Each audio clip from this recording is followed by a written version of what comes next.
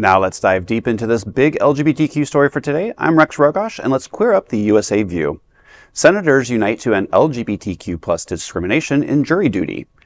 In a bipartisan move timed with Pride Month, U.S. Senators Jeanne Shaheen, a Democrat from New Hampshire, and Susan Collins, a Republican from Maine, have reintroduced a groundbreaking bill to protect LGBTQ Americans from discrimination during federal jury selection. The legislation, called the Jury Access Act, would, for the first time, amend federal laws to include sexual orientation and gender identity as protected characteristics when selecting jurors.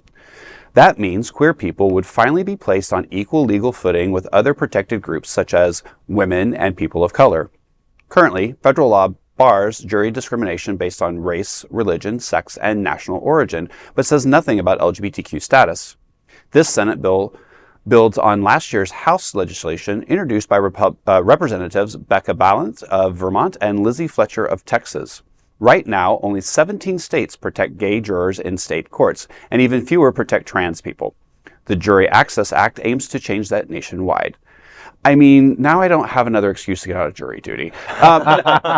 In all seriousness, I mean, this is great. You know, a lot of people don't realize that there are states out there that's you can still get fired for being gay, and there's so many other things that can happen just because we are LGBT. So to have this piece of legislation go into act and another thing to give us safety and security is in something that is actually a right for any American to do. I joke about not being on dirty duty sometimes, but this is a great step forward.